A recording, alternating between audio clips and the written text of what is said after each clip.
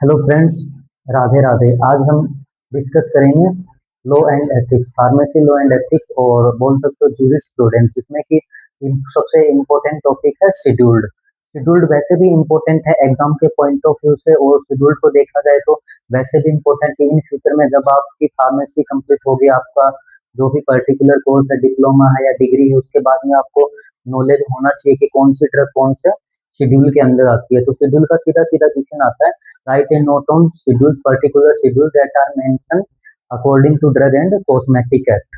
कि drug and cosmetic act के according कौन कौन से शेड्यूल बनाए गए हैं, और इन शेड्यूल्स के अंदर कौन कौन सी कैटेगरी के ड्रग को कौन कौन से शेड्यूल में रखा गया है, और कौन सा शेड्यूल किससे रिलेटेड है। तो सीधा सीधा क्वेश्चन आता है, और शेड्यूल में पर्टिकुलर शेड्यूल पे भी क्वेश्चन आते हैं। तो आज हम डिस्कस करेंगे जितने भी शेड्यूल्स हैं, उन सब शेड्यूल्स के बारे में डिस्कस करेंगे थोड़े टाइम के अंदर। और एक अच्छा वाला इंपॉर्टेंट वाला चैप्टर है जो कि आज हम डिस्कस करेंगे। क्लास को लास्ट तक देखना है, स्किप नहीं करना है।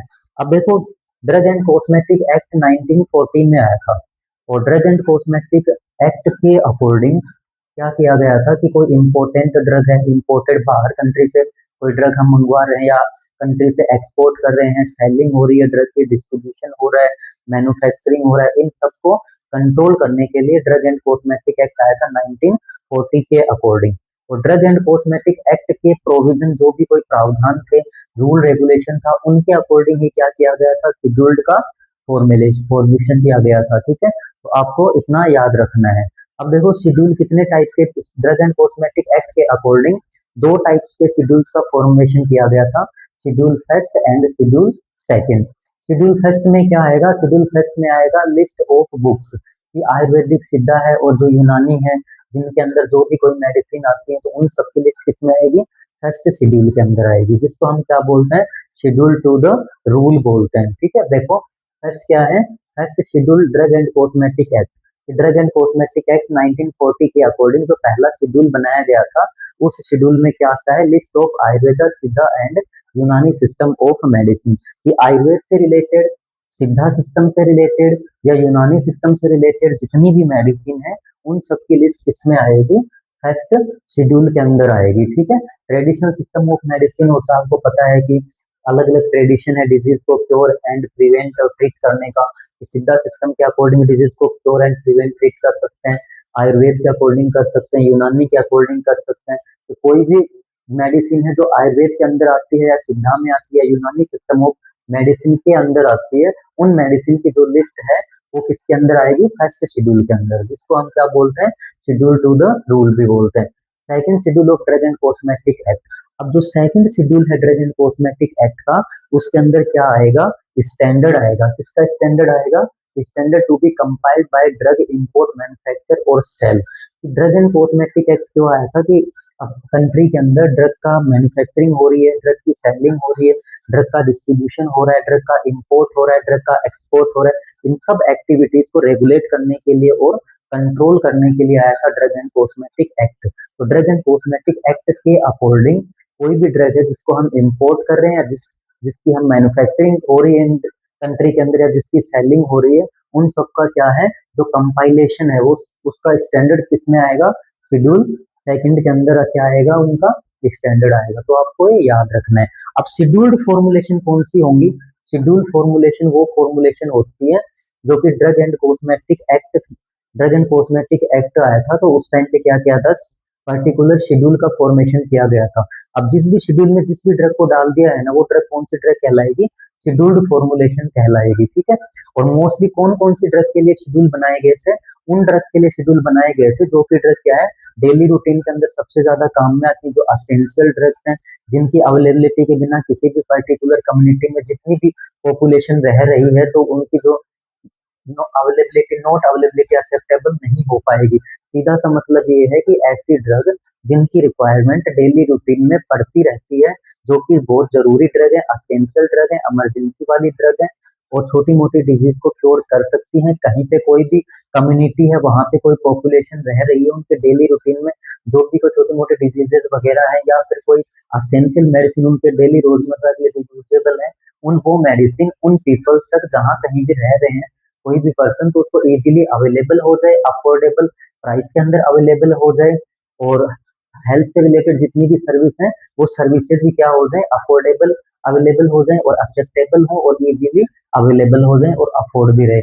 इन सबको मेंटेन करने के लिए क्या बनाया गया, एक शेड्यूल बनाया गया कि ऐसी ड्रग जो पर्टिकुलर पर्सन के लिए असेंशियल हो और जिनका प्राइस भी सही हो, सही प्राइस पे सही टाइम पे और सही तरीके से अवेलेबल हो सके और इफेक्टिव डोज अवेलेबल हो सके पीपल्स तक, और जो भी हेल्थ से रिलेटेड सर्विसेज हैं वो मिल सके। तो सारी ड्रग्स का तो नहीं, लेकिन ऐसी ड्रग जो असेंशियल है उनका क्या किया गया, एक अलग से शेड्यूल बनाया गया था, ठीक है। और फिर उन शेड्यूल में जो ड्रग रखी गई, नोन एज शेड्यूल्ड फॉर्मुलेशन। अब दो टाइप के शेड्यूल्ड हैं। पहला शेड्यूल था फर्स्ट शेड्यूल, जिसमें लिस्ट ऑफ आयुर्वेदा, सिद्धा और यूनानी मेडिसिन आएगी, जिसको शेड्यूल टू द रूल बोलते हैं। और दूसरा आएगा सेकंड शेड्यूल, जिनको शेड्यूल टू द एक्ट बोलेंगे, जिसमें क्या आएगा, ऐसी ड्रग जिनकी मैन्युफैक्चरिंग कर रहे हैं या सेलिंग कर रहे हैं या फिर क्या कर रहे हैं, डिस्ट्रीब्यूशन कर रहे हैं, उनका स्टैंडर्ड आएगा। अब देखो, आपको क्या करना है, शेड्यूल रटने नहीं है, एक एक करके बारी बारी से हर शेड्यूल को एक्सप्लेन करके हम पढ़ेंगे। इसलिए आपसे रिक्वेस्ट है कि क्लास को लास्ट तक देखना है, स्किप नहीं करना है। इजी वे में मैं सारे शेड्यूल आपको आज ही याद करवा दूंगा। सीधा सीधा क्वेश्चन आता है, right a particular schedule that are mention in drug and cosmetic act, या drug and cosmetic act regarding जो भी शेड्यूल थे वो शेड्यूल लिखो। अब देखो, कुछ शेड्यूल ऐसे भी हैं जो आपके सिलेबस में अलग से क्वेश्चन आता है कि write a short note on schedule M. M है, शेड्यूल एन है, शेड्यूल एक्स है, शेड्यूल सी है, शेड्यूल जी है और शेड्यूल एच है। ये 6 शेड्यूल है, इनका आप तो आपके सिलेबस में अलग से भी क्या है, एक्सप्लेनेशन है, ठीक है। तो अब हम स्टार्ट करते हैं। फर्स्ट ऑफ ऑल शेड्यूल ए। अब आप भाई ऐसे समझो कि कोई भी पर्टिकुलर ड्रग है, उस ड्रग की मैन्युफैक्चरिंग के लिए लाइसेंस चाहिए हमें, या सेलिंग करनी है या ड्रग इंपोर्ट करनी है, या फिर उस ड्रग की हमें लैब के अंदर टेस्टिंग करवानी है। तो टेस्टिंग करेंगे या फिर ये सारे काम जो मैंने बताए, सेलिंग करेंगे, मैन्युफैक्चरिंग करेंगे या क्या करना है, इंपोर्ट करना है, तो उसके लिए हमें एक लाइसेंस की रिक्वायरमेंट होगी। तो जो लाइसेंस की रिक्वायरमेंट होगी तो उस लाइसेंस के लिए हमें पहले क्या करना पड़ता है, एप्लीकेशन फॉर्म अप्लाई करना पड़ता है। तो वो एप्लीकेशन फॉर्म अप्लाई करेंगे तो वो किस शेड्यूल में अप्लाई होगा, शेड्यूल ए में, परफॉर्मा फॉर एप्लीकेशन। कि कोई भी ड्रग की हमें टेस्टिंग करवानी है, सेलिंग करनी है या मैन्युफैक्चरिंग करना है, तो उसके लिए हमें जो एप्लीकेशन लगेगी और उस एप्लीकेशन वो एप्लीकेशन किस फॉर्मेट में लगेगी, वो किस में आएगा, शेड्यूल ए में। कैसे याद करोगे, ए फॉर एप्लीकेशन, कि पहला काम है भाई हमें एप्लीकेशन देनी होगी। अब कोई भी एप्लीकेशन हम फिलअप करते हैं, जैसे कि आप मान सकते हो कि गवर्नमेंट एग्जाम के फॉर्म है वो भी फिलअप करते हैं, तो हमें उसके लिए फीस पे करनी पड़ेगी, ठीक है। तो दूसरे में क्या आएगा, fees for application of central drug laboratory. अब किसी ड्रग का सेंट्रल ड्रग लेबोरेटरी में हमें टेस्ट करवाना है, पर्टिकुलर कोई भी ड्रग है, तो उसके लिए हमें क्या करना पड़ेगा, शेड्यूल बी। तो उस जो भी फीस लगेगी तो वो फीस कौन से शेड्यूल में आएगी, शेड्यूल बी में आएगी, ठीक है। फिर तीसरा शेड्यूल आएगा हमारा कौन सा, अल्फाबेट अकॉर्डिंग लिखा है, शेड्यूल सी। अब इतना समझो कि जैसे आपने देखा होगा कि ड्रग इंस्पेक्टर बनने के लिए पर्टिकुलर मेंशन है कि 18 महीने का बी फार्मा किया हुआ होना चाहिए क्वालिफिकेशन, और बी फार्मा के साथ साथ कोई ऐसी इंडस्ट्री से वर्क एक्सपीरियंस होना चाहिए 18 महीने का जिस इंडस्ट्री में शेड्यूल सी की फॉर्मुलेशन होती हो। आपने ऐसा सुना है ना। तो शेड्यूल सी का मतलब क्या है, बायोलॉजिकल प्रोडक्ट हो गए, वैक्सीन, सीरा, पेरेंटल प्रोडक्ट, ये चीजें बनती हो जिस इंडस्ट्री के अंदर, उस इंडस्ट्री का क्या होता है, ड्रग इंस्पेक्टर बनने के लिए एक्सपीरियंस चाहिए होता है। तो इस तरीके से जोड़ के पढ़ो। तो वो शेड्यूल सी कौन सा है, उस शेड्यूल सी ये वाला है, लिस्ट ऑफ बायोलॉजिकल प्रोडक्ट। मतलब शेड्यूल सी में क्या आएंगे, बायोलॉजिकल प्रोडक्ट की लिस्ट आएगी, वैक्सीन, पेरेंटल प्रोडक्ट जितने भी वो शेड्यूल सी में आएंगे। तो यहाँ तक याद हो गया होगा। ए फॉर एप्लीकेशन, किसके लिए एप्लीकेशन, परफॉर्मा की एप्लीकेशन देनी है हमें, उसके लिए उसका कैसा क्या फॉर्मेट होगा, शेड्यूल ए में। अब एप्लीकेशन दी है तो जो भी चीज हम अप्लाई करते हैं, भले ही कोई फॉर्म ही क्यों ना फिलअप, उसके लिए हमें फीस पे करनी पड़ती है। तो सेंट्रल ड्रग लेबोरेटरी के दूसरे में फिर हमें उस एप्लीकेशन के लिए फीस देनी पड़ेगी। सी से किससे रिलेटेड है, बायोलॉजिकल प्रोडक्ट से रिलेटेड। और सी फर्स्ट में क्या आएंगे, अदर स्पेशल प्रोडक्ट्स आएंगे, ठीक है। सी फर्स्ट में जैसे कि कोई हार्मोन वगैरह हो गए या फिर एंजाइम्स हो गए। अदर स्पेशल प्रोडक्ट किसमें आएंगे, शेड्यूल सी में आएंगे, ठीक है। अब आपको क्या करना है, दो शेड्यूल ऐसे हैं जिनके ऊपर छूट मिलती है। आप सारे नाम मत रखना, लास्ट में क्लास आप स्किप मत करना। मैं हर शेड्यूल के अंदर एक एक ऐसा पॉइंट बताऊंगा जो कि आपको पूरी लाइन पढ़ने की रिक्वायरमेंट नहीं पड़ेगी। उस एक पॉइंट के बेस पे आप पर्टिकुलर शेड्यूल को याद रख सकते हो। तो शेड्यूल डी को और शेड्यूल के को हम कंपेयर करके पढ़ेंगे कैसे, क्योंकि इन दोनों शेड्यूल के अंदर हमें छूट मिलती है। अब देखो कैसे, list of drug exempted from certain provisions applicable to import, मतलब जो भी ड्रग हम ड्रग एंड कॉस्मेटिक एक्ट के अकॉर्डिंग जो भी कोई ड्रग है और बाहर से हम उस ड्रग को इम्पोर्ट कर रहे हैं, तो उस ड्रग से को लेकर के ड्रग एंड कॉस्मेटिक एक्ट के जो भी रूल रेगुलेशन है उनके अकॉर्डिंग हमें कोई छूट मिल रही है, ठीक है। For certain provision applicable to import, की ड्रग हम बाहर से मंगवा रहे हैं, इम्पोर्ट कर रहे हैं बाहर से, तो उस ड्रग से रिलेटेड कोई प्रावधान है और उन प्रावधान में ऐसा लिखा है कि इन ड्रग से कोई भी छूट है, सर्टेन प्रोविजन, ठीक है, तो वो किस में आएगा, डी में आएगा। तो इम्पोर्ट के ऊपर छूट है तो वो एग्जेम्प्टेड, इम्पोर्ट के साथ एग्जेम्प्टेड आ रहा है तो शेड्यूल डी में आएगा। और अगर एग्जेम्प्टेड किससे आ रहा है, मैन्युफैक्चरिंग से और सेलिंग ऑफ ड्रग, ड्रग की सेलिंग पे और मैन्युफैक्चरिंग पे छूट है, तो वो कौन से शेड्यूल में आएगा, शेड्यूल के में आएगा, ठीक है। अब नेक्स्ट शेड्यूल बात करते हैं हम शेड्यूल ई की, लिस्ट ऑफ पॉइजनस सब्सटेंसेस, बस इतना याद रखना है आपको, कोई भी पॉइजनस सब्सटेंस है उसकी लिस्ट है कि कितनी सारी ड्रग हैं जो कि एज ए मेडिसिन हम यूज करते हैं, लेकिन वो नार्कोटिक कैटेगरी की ड्रग है, पॉइजनस ड्रग है, वो ई में आएंगी। अब देखो schedule double F, double F से कैसे याद करोगे, हमारी आपकी कितनी आंखें हैं, दो आंखें हैं, और आंखों से रिलेटेड जो फॉर्मुलेशन हम क्या बोलते हैं, ऑप्थेल्मिक प्रिपरेशन, है ना। तो डबल एफ, दो एफ, आंखें भी दो होती हैं, आईज भी दो होती है, तो क्या हो गया, ऑप्थेल्मिक प्रिपरेशन किसमें आएंगी, शेड्यूल डबल एफ के अंदर आएंगी, ठीक है। अब देखो एफ के अंदर ही और क्या आएगा, कैपिटल डबल एफ होता है, वो किससे रिलेटेड होगा, ऑप्थेल्मिक प्रिपरेशन से, आंखों से रिलेटेड होगा। और शेड्यूल एफ के अंदर schedule F first and schedule F second, ये किससे रिलेटेड है, ब्लड बैंक से रिलेटेड होंगे, कि ब्लड बैंक ओपन करने के लिए हमें किन किन चीजों की क्या रिक्वायरमेंट होगी, वो सारे इक्विपमेंट्स वगैरह वो किसमें आएंगे, schedule F one and F two के अंदर आएंगे, ठीक है। और शेड्यूल एफ में कैपिटल के साथ अगर ऐसे आ जाए, एफ वन, फिर एफ टू और फिर एफ थ्री, ये किससे रिलेटेड है, ये सर्जिकल ड्रेसिंग से। फर्स्ट वाला होगा किससे, फर्स्ट वाले के तीन पार्ट होते हैं, फर्स्ट सेकंड और थर्ड, ठीक है। सीरा, वैक्सीन और टॉक्सोइड्स वगैरह ये किसमें आएंगे, एफ वन में। एफ टू के अंदर क्या आएगा, सर्जिकल ड्रेसिंग, और एफ थ्री के अंदर क्या आएगा, एम्बेलिकल टैप। अगर बड़े एफ है, कैपिटल एफ है, F one, F two, F three, उसमें क्या आएगा, वैक्सीन, सीरा और वैक्सीन, सीरा और क्या आएगा, वैक्सीन, सीरा और एम्बेल, ये आएंगे इसमें फर्स्ट में। सेकंड में आएंगे क्या, सर्जिकल ड्रेसिंग, और थर्ड में क्या आएगा, अम्बेलिकल टैप आएगा, इतना आपको याद रखना है। डबल एफ आ जाए तो आपकी आईज दो हैं, और आईज की फॉर्मुलेशन को हम बोलते हैं ऑप्थेल्मिक प्रिपरेशन, तो दो आंखें हैं तो दो आंखों से रिलेटेड कर लेना ऑप्थेल्मिक प्रिपरेशन। अब शेड्यूल जी, शेड्यूल जी और एच दोनों के दोनों शेड्यूल्स भाई बहुत ज्यादा इंपॉर्टेंट हैं, कैसे, list of drug under medical supervision, कि ऐसी ड्रग जिसको की पर्टिकुलर डिजीज को ठीक करने के लिए किसी भी ड्रग का हम यूज कर रहे हैं, ऐसी ड्रग जिसको हमें फिजिशियन या फिर कोई रजिस्टर्ड मेडिकल प्रैक्टिशनर है उसकी देख रेख में लेना पड़ेगा, मतलब ये है सीधा सा कि डॉक्टर की परमिशन से लेना पड़ेगा, डॉक्टर की देख रेख में हमें लेना पड़ेगा। ऐसे नहीं है कि हम जाके मेडिकल से लेके आ गए और अपने अकॉर्डिंग ही लेने लगे, कितनी डोज लेनी है, कैसे लेनी है, ऐसे नहीं चलेगा। मतलब ऐसी ड्रग जिनको हमें डॉक्टर की देख रेख में लेना पड़ेगा, फिजिशियन की में, अंडर मेडिकल सुपरविजन, मेडिकल की सुपरविजन में लेना पड़ेगा, शेड्यूल जी।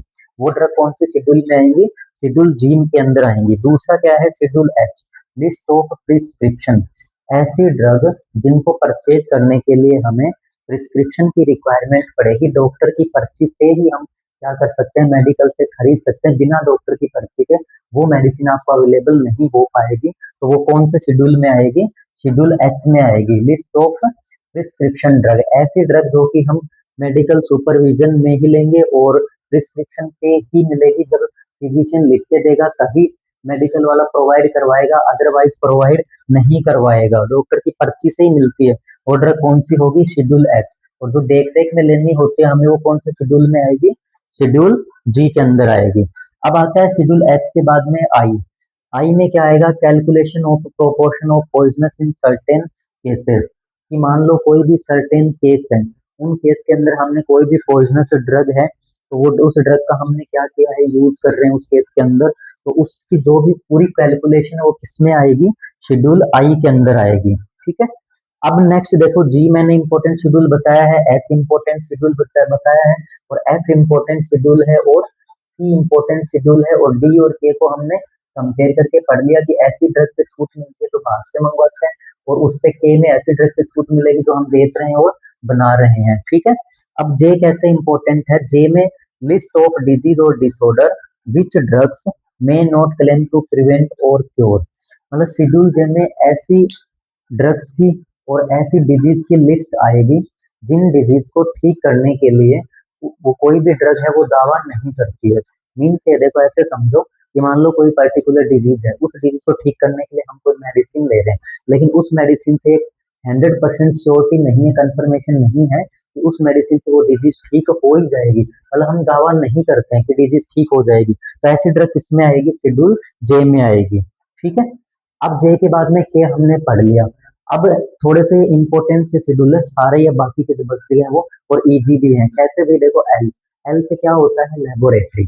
तो गुड लेबोरेटरी प्रैक्टिसेस की, मान लो लैब है, लैब के अंदर हम क्या करते हैं, लैब में हम पर्टिकुलर ड्रग का सैंपल करवाते हैं, टेस्टिंग करवाते हैं, तो sample testing, quality, quantity, efficacy और एफिशिएंसी, इन सबका चेक करते हैं। कोई भी पर्टिकुलर ड्रग है उसका, तो वो जो चेकअप होगा, एनालिसिस होगा, तो वो सही तरीके से और क्वालिटी बेस्ड होना चाहिए। तो गुड लेबोरेटरी जो प्रैक्टिसेस है वो किससे, कौन से शेड्यूल में आएगी, शेड्यूल एल में आएगी। ऐसे आपको एल से लेबोरेटरी। अब एम से क्या होता है, मैन्युफैक्चरिंग। तो एल से जब गुड लेबोरेटरी प्रैक्टिस होती है तो एम से गुड मैन्युफैक्चरिंग प्रैक्टिस कैसे नहीं हो सकती, हो सकती है। ठीक है। अब एम के क्या है, टाइप आएंगे भाई, एम अकेला एम आएगा, फिर M1, M2 और M3।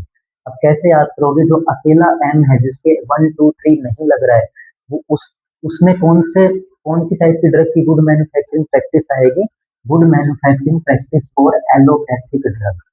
सीधा सा मतलब ये है कि कोई मान लो इंडस्ट्री है, उस इंडस्ट्री में एलोपैथिक मेडिसिन है, उनकी प्रिपरेशन हो रही है, तो उनकी प्रिपरेशन इस तरीके से होनी चाहिए कि ड्रग का इफेक्ट भी अच्छा आए, क्वालिटी भी अच्छी हो, और एफिशिएंसी भी अच्छी हो, असेप्टिक कंडीशन में ड्रग की मैन्युफैक्चरिंग हो, कंसंट्रेशन है ड्रग की वो अच्छी हो, पर्टिकुलर जितने भी टेस्ट अप्लाई करते हैं वो हो, और ड्रग क्या रहे, सेफ रहे। ठीक है। तो इसीलिए हम क्या करते हैं, गुड मैन्युफैक्चरिंग प्रैक्टिस करते हैं।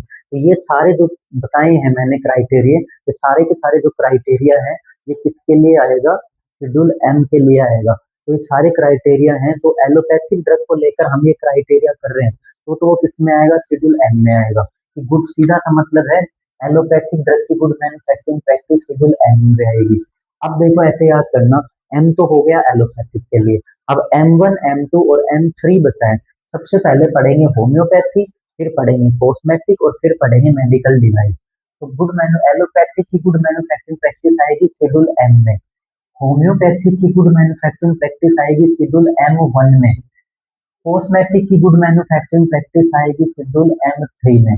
अब आप शेड्यूल M2 में, और M3 में किसकी आएगी, मेडिकल डिवाइस की। बस ऐसे याद करना है, अकेला एम है, अकेला एम मीन एलोपैथी की गुड मैन्युफैक्चरिंग प्रैक्टिस किसमें आएगी, शेड्यूल एम में। कि एलोपैथिक ड्रग बनाने के लिए क्या क्या गाइडलाइन होनी चाहिए, किस कंडीशन में प्रिपेयर करना है, कौन कौन से टेस्ट परफॉर्म करने होंगे बनाते टाइम, ये सारी चीजें किसमें आएंगी, एम के अंदर। यही सारी चीजें होम्योपैथिक के लिए करनी होंगी तो M1 में। कॉस्मेटिक ड्रग बना रहे हैं, मैन्युफैक्चरिंग कर रहे हैं कॉस्मेटिक ड्रग की, M2 में। और मेडिकल डिवाइस, मेडिकल डिवाइस का मतलब क्या है कि कॉन्ट्रासेप्शन मेथड भी हो सकते हैं, जितनी भी डिवाइस हम यूज करते हैं एज ए कॉन्ट्रासेप्टिव, जितनी भी डिवाइस का यूज हम पर्टिकुलर कोई मेजरमेंट करने के लिए करते हैं, जैसे कि बीपी अपरेटस हो गया, शुगर चेक करने का अपरेटस हो गया, या फिर मान लो कोई डायग्नोसिस टेस्ट वगैरह कर रहे हैं, कोई वो अदर डायग्नोसिस किट है, मतलब जितने भी मेडिकल डिवाइस होते हैं, सिरिंज वगैरह, उन सबकी गुड मैन्युफैक्चरिंग प्रैक्टिस किसमें आएगी, M3 के अंदर आएगी। तो M1 में एलोपैथी की गुड मैन्युफैक्चरिंग प्रैक्टिस एम के अंदर, और M1 के अंदर होम्योपैथिक की, M2 में कॉस्मेटिक की, और M3 के अंदर मेडिकल डिवाइसेस की आएगी। अब हम बात करते हैं schedule N, minimum equipment for running of pharmacy. कि कोई भी फार्मेसी है, फार्मेसी को एफिशिएंट तरीके से चलाने के लिए, कि मान लो आपने कोई मेडिकल ओपन किया और उस मेडिकल को सही तरीके से अगर आप चलाना चाहते हो, तो उसके लिए हमें क्या करना होगा, जिन जिन इक्विपमेंट की रिक्वायरमेंट है, जो भी कोई पर्टिकुलर प्रोडक्ट है, उनकी हमें रिक्वायरमेंट पड़ेगी सही तरीके से चलाने के लिए, तो उन सब की लिस्ट इसमें आएगी एन में। मिनिमम इक्विपमेंट फॉर रनिंग, सही तरीके से एक फार्मेसी को चलाने के लिए जिन जिन चीजों की जरूरत होती है, तो वो सारे इक्विपमेंट उनकी लिस्ट किसमें आएगी, एन में। जैसे फार्मेसी को चलाने के लिए भाई काउंटर भी होना चाहिए, वॉल्स वगैरह है उन पे ऑयली पेंट होना चाहिए, नारकोटिक ड्रग है उनके लिए अलग से लॉकर होना चाहिए, व्हाइट कलर का बैकग्राउंड होना चाहिए, रेड कलर के पेन से लिखा हुआ होना चाहिए कि इसमें नारकोटिक ड्रग है, एक्सपायरी ड्रग के लिए अलग से बॉक्स होना चाहिए, और कोई वैक्सीन सीरा टॉक्साइड वगैरह है, एंटीबायोटिक है उनके लिए, हार्मोन है, ब्लड या ब्लड के प्रोडक्ट है, आरबीसी है, सीरा है, उनके लिए फ्रीज की व्यवस्था होनी चाहिए, है ना। और पेशेंट्स के बैठने के लिए अलग से क्या होना चाहिए, जोन होना चाहिए।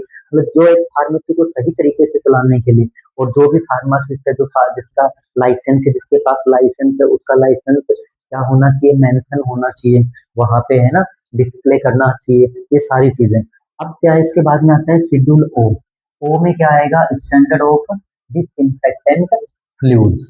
डिसइंफेक्टेंट फ्लूइड कौन से होते हैं, जो इन एनिमेट ऑब्जेक्ट पे अप्लाई करते हैं हम, जैसे कि फिनाइल हो गया, है ना, ये सारी चीजें डिसइंफेक्टेंट फ्लूइड, उनका स्टैंडर्ड किसमें आएगा, ओ में। अब देखो पी से पैकिंग भी होता है, और पी से पैक और पीरियड ऐसे आजकल है। तो पहले वाले पी से तो क्या होगा, लाइफ पीरियड ऑफ ड्रग, सीधा सा मतलब है एक्सपायरी डेट, कि ड्रग की एक्सपायरी डेट कितनी है, कितनी एक्सपायरी डेट होगी, उसका लाइफ पीरियड कितना है, कितने दिन तक ड्रग चलेगी, तो लाइफ पीरियड किसमें आएगा, शेड्यूल सी में। और पैक साइज की पैकिंग साइज कैसी होगी ड्रग की, पी फेस्ट में। अब याद कैसे करोगे कि पहले है ना ड्रग की पीरियड देखेंगे हम, बाद में क्या देखेंगे, पैक साइज देखेंगे। तो पी के अंदर आएगा लाइफ पीरियड ऑफ ड्रग, और पी वन में आएगा pack size of drug. Class को स्किप मत करना भैया, अभी मैं ऐसे बता रहा हूँ आपको, थोड़ी देर बाद में क्या है, मैं एक एक वर्ड निकाल के लेके आऊंगा एक एक शेड्यूल के अंदर से, जो कि पूरी लाइन नहीं पढ़नी पड़ेगी। अब तो हम क्या करें, पूरी लाइन पढ़ रहे हैं, क्योंकि पूरा कंसेप्ट समझना भी जरूरी है। फिर उसके बाद में आपने कंसेप्ट समझ लिया ना, तो एक एक ऐसा वर्ड बताऊंगा हर शेड्यूल के अंदर, जो आपको बस वो एक वर्ड याद रखना होगा, उससे पूरा शेड्यूल आपको समझ में आ जाएगा। अब बात करते हैं हम शेड्यूल क्यू की।